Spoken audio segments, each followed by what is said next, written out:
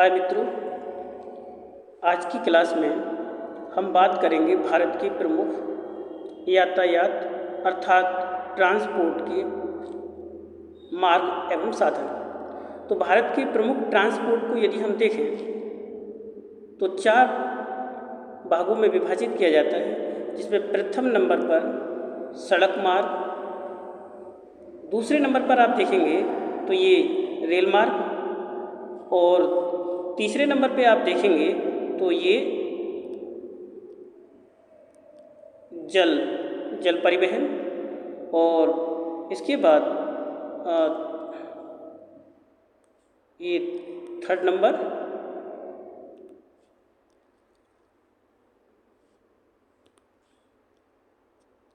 पर जल परिवहन, और इसके बाद फोर्थ नंबर पर ये आपका वायु परिवहन।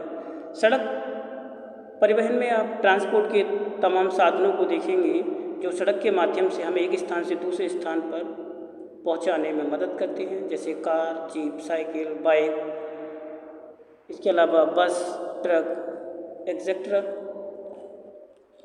ये रखरखाव की दृष्टि से महंगे हैं, किंतु रीचेबिलिटी के हिसाब से अगर देखा जाए तो सड़क प्रत्येक व्यक्ति को उसके गंतव्य स्थान तक जोड़ती है।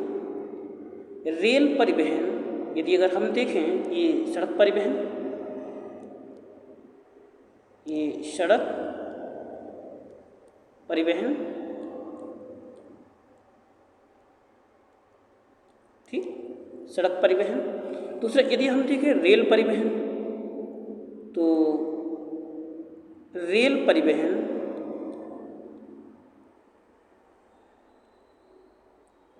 परिवहन को यदि हम देखें तो रेल परिवहन सड़क परिवहन की अपेक्षा सस्ता है, किंतु ये कुछ ही स्थानों को भारत के जोड़ता है, सभी स्थानों को नहीं जोड़ता है। तो सड़क परिवहन इसलिए इम्पोर्टेंट है कि ये प्रत्येक व्यक्ति के लिए अवेलेबल है, प्रत्येक व्यक्ति के साथ कनेक्टिविटी है, गांव से गांव को जोड़ता है, सड़क से मतलब एक सड़क से दूसरी सड़क के लिए, छोटी सड़क एक बड़ी सड़क से छोटी सड़क के लिए जोड़ता है। तो सड़क परिवहन चूँकि कनेक्टिविटी के हिसाब से बेहतर है, रेल परिवहन कुछ ही चुनिंदा स्टेशनों तक ही सीमित है। सबसे सस्ता परिवहन यदि हम देखें तो जल परिवहन है। जल परिवहन में आप देखेंगे नाव, जहाज, ठीक, ये तमाम जल परिवहन।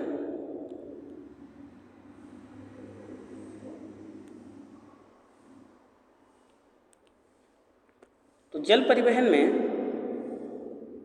सबसे सस्ता है। अच्छा, इसमें वाटर सबसे बड़ी सुविधा क्या है इसमें कि रखरखाव की दृष्टि से ये बड़ा आसान है। ना तो इसमें आपको रोड मेंटेनेंस करना है, ना आपको पटरियाँ बिछानी है, ना इसमें बजरी बिछानी है। ये सबसे सस्ता इसलिए भी है चूँकि दूसरी बात कि इसमें वेलोसिटी ज़्यादा होती है, तो इस वजह से ईंधन की खपत भी कम होती है। सबसे द्रुतगामी साधन की बात की जाए तो वायु परिवहन सबसे द्रुत, मतलब एकदम तेज़ी से आपको तुरंत पहुंचा देगा एक स्थान से दूसरे स्थान पर, वायु परिवहन। लेकिन वायु परिवहन यदि हम देखें तो वायु परिवहन सबसे महंगा साधन है। एक स्थान से दूसरे स्थान पर जाने में द्रुतता तो होती है, आसानी से और जल्दी पहुंचा जा सकता है, पर वायु परिवहन सबसे महंगा परिवहन है। इसके बाद अब हम बात करते हैं आगे भारत के प्रमुख जल परिवहन। आज का हमारा टॉपिक यही रहेगा कि जल परिवहन को रिप्लाई देते हैं। तो जल परिवहन में यदि आप देखेंगे तो भारत के प्रमुख जल परिवहन में आप देखेंगे तो शुरुआत में जो जल के द्वारा यात्राएं होती थी, तो उन यात्राओं में याक वगैरह होती थी, जहाज होते थे। तो जहाज जो होते थे वो पालदार जहाज होते थे, जैसा आप यहाँ देख रहे हैं। ये सभी प्राचीन टाइम के उस समय के जहाज हैं जो जिनमें पाल लगा करके हवा जब एक दिशा से दूसरी दिशा की तरफ चलती थी तो पाल लगा दिए जाते थे। पाल के सहारे से ये रेसिस्टेंस करते थे हवा के बीच, और फिर इनमें गति उत्पन्न हो जाती थी।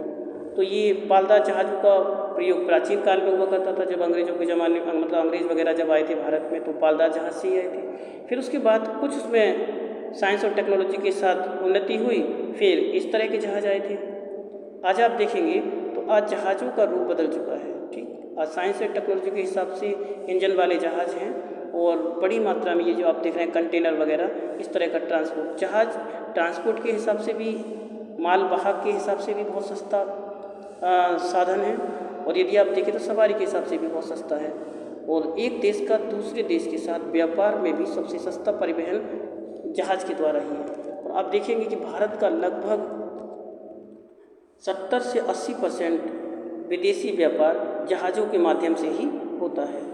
तो ये आप देखेंगे, ये एक बंदरगाह का सी पोर्ट्स का दृश्य है, और ये आप देख रहे हैं इसमें कंटेनर वगैरह लादे जा रहे हैं, ये एक बड़ा जहाज़ है। तो ये इससे आप समझ गए होंगे कि शुरुआत में इस तरह के जहाज़, मतलब याक और बोट टाइप के जो पालदार होते थे, इसके बाद दोबारा जब नेक्स्ट टेक्नोलॉजी आई तो इस तरह की कुछ करेक्शन हुआ और बिल्डिंग टाइप की बना दी गई इसमें।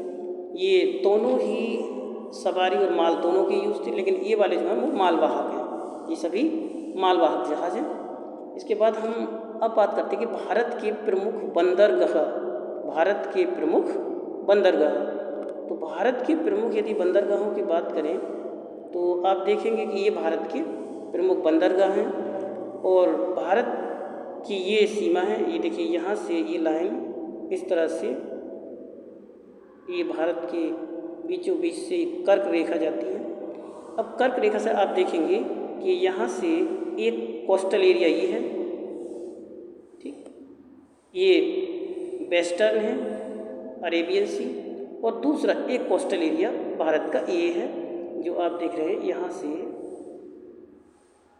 इस तरह से। ठीक, तो ये भारत के दो कोस्टल एरिया हैं, इसलिए अगर आप देखेंगे तो यहाँ पर दो बंदरगाह मिलेंगे आपको।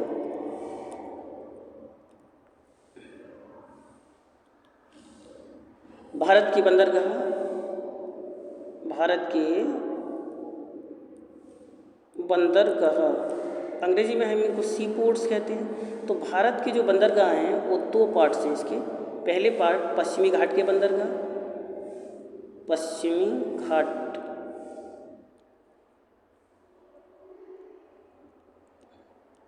पश्चिमी घाट, वेस्टर्न घाट है ना, पश्चिमी घाट के बंदरगाह, और दूसरे पूर्वी घाट के बंदरगाह,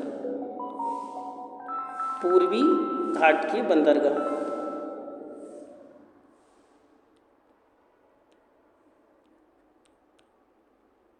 पूर्वी घाट के बंदरगाह। अब आप इसमें देखेंगे कि पूर्वी घाट के जो बंदरगाह हैं वो और पश्चिमी घाट के। तो पश्चिमी घाट में प्रमुख बंदरगाह आप देखेंगे यहाँ गुजरात में कांडला का बंदरगाह, कांडला बंदरगाह, ये आप देख रहे हैं गुजरात में कांडला बंदरगाह। इसके बाद आप देखेंगे यहाँ एक मुंबई, ये मुंबई बंदरगाह है। ठीक, मुंबई ये भारत का सबसे बड़ा और व्यस्ततम बंदरगाह है, मुंबई का बंदरगाह। इसके बाद यही बगल में इसके वर्कलोड को कम करने के लिए एक जवाहरलाल नेहरू, या इसको न्यावा सेवा,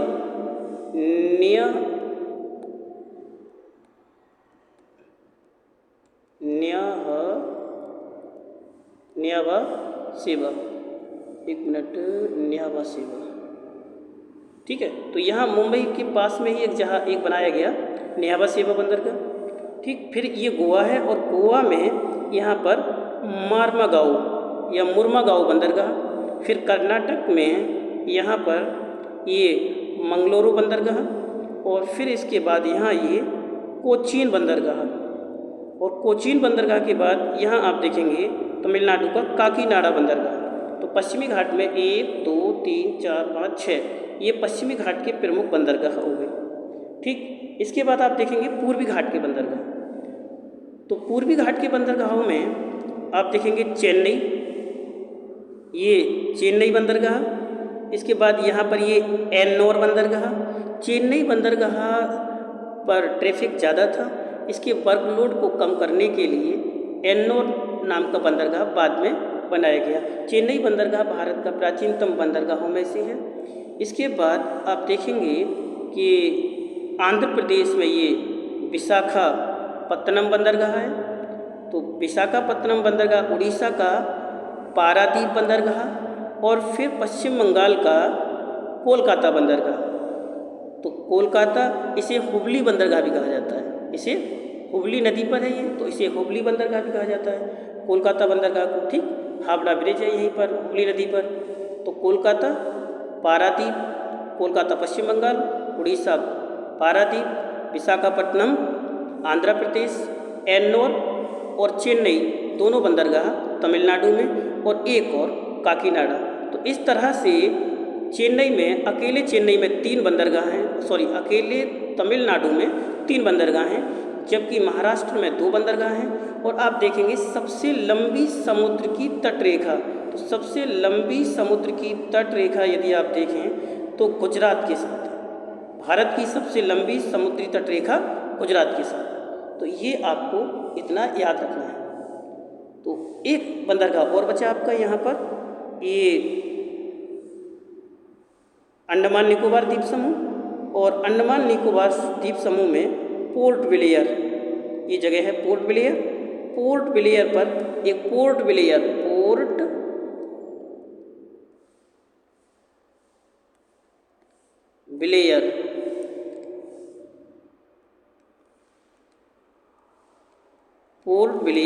बंदरगाह। अब आप कह लीजिए भारत के प्रमुख बंदरगाह 13 बंदरगाह हैं। भारत के प्रमुख बंदरगाह 13 बंदरगाह हैं, जिसमें कांदला,